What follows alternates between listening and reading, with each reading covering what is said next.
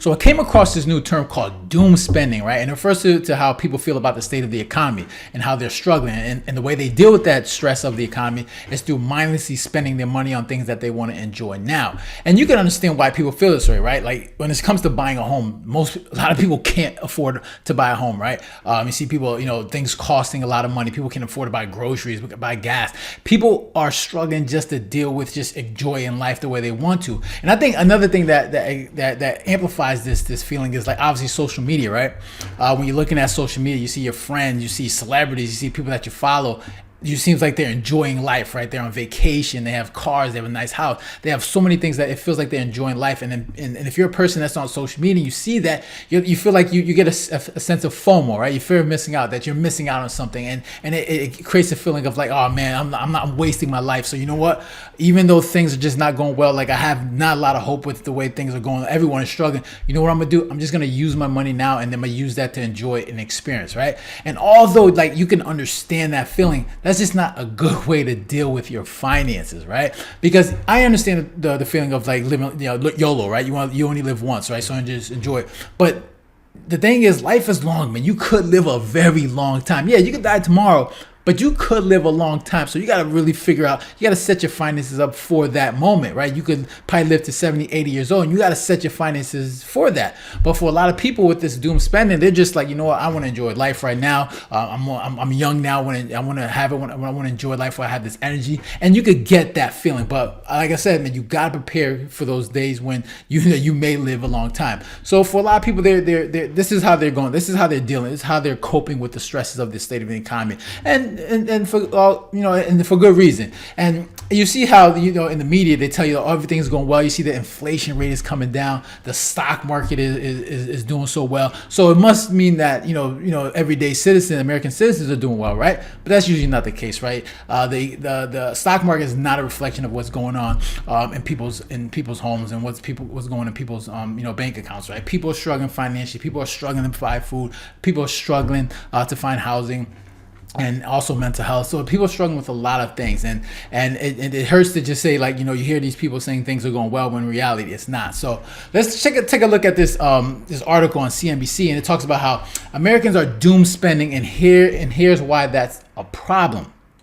So it says, all right, so consumer spending has remained remarkably resilient in the face of some stiff economic headwinds. Nearly all Americans, 96%, are concerned about the current state of the economy, according to a recent report by Intuit. Still, more than a quarter of are doom spending or spending money despite economic and geopolitical concerns, the report found. Even as inflation and high interest rates have squeezed budgets, a record 200 million shoppers turned out between Black Friday and Cyber Monday, according to the National Retail Federation. This season, holiday spending is expected to reach record levels, totaling up to $960 billion. And that's the crazy thing, because you hear so many people struggling, right, with their finances. Oh, groceries are expensive, housing is expensive, everything is expensive. But yet, when holiday shopping comes around, every year we're reaching new records, right? Every year we're reaching new record sales. So it's like, if people are struggling so much, how do they still have the money or the finances to buy all these things, right? You would think that people would save this money and use it for things that they need, right? But nope. When it comes to spending, when it comes to holiday shopping, people are spending money. And so that makes sense with this whole doom spending. People are just like, you know what? I'm just gonna enjoy. I'm gonna enjoy the money that I have now, and I'm gonna use it to buy to experience things that make me happy. So, it's not something I would recommend, but you can understand why people do it. So it says, much like doom scrolling. They always come up with these new terms, doom scrolling. Like, you got doom spending, doom scrolling. You got these quiet quitting, quiet firing. They got all these terms for just senseless things. So, but yeah. So it says, we're seeing people mindlessly shop to soothe concerns about the economy and foreign affairs, which could take a toll on their financial well-being, said Courtney. Even as credit card debt tops $1 trillion, Gen Z and millennials are particularly susceptible to this mindset, other reports show.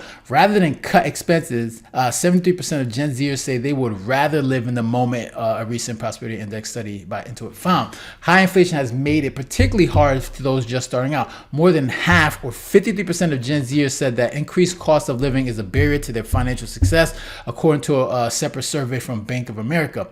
Younger adults feel discouraged, said Ted Rossman. However, one thing that the young adults have working for them in an advantage of it's time. He added, every dollar you set aside will compound. Gen Z workers are the biggest cohorts of non-savers. At the very least, strike a balance, Rossman advised. Automate a portion of your income toward saving and build some fund into that budget. He said, at least you can, you're not paying 20% credit card interest. And that's the thing, like you still can enjoy it. You can still have that fun, right? If you could just take 10, 15% of your income, put that aside to savings or put that in an account where you want to go travel, you can still enjoy it. But a lot of people are just like, you know what, I'm just going to take my money and just spend it on mindlessly spend it.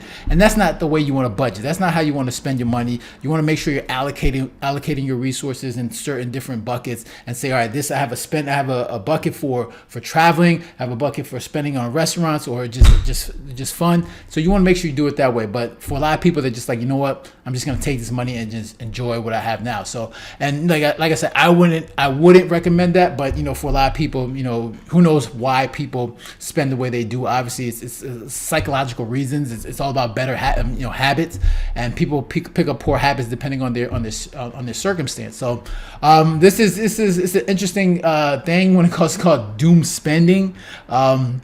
It's like you just been hearing this new term like circulating over the internet right now. So it's good to see it's just good to see what it really means and how it's affecting people's financial situation. So like I said, man, you gotta take it. You can't have that. It's hard. You shouldn't develop that mindset because we know things are definitely getting hard, and you wanna try to enjoy life, but you gotta also plan ahead, plan for the future, because like you said, you could live a long time, right? You could live to your 80s, and you gotta prepare for that time. And you want to be like, oh, you're 80, you're 70, you're struggling. Like, hey, I used to live in my 20s and 30s. Like, that's cool, but you want to make sure you could do both, right? As long as you set you set the situation up right, you can do both. You can enjoy your youth, your younger years, but still at the same time set yourself up for when it comes time to retire. So so that's all I got for you guys today. If you got any comments or questions, make sure to leave it down below.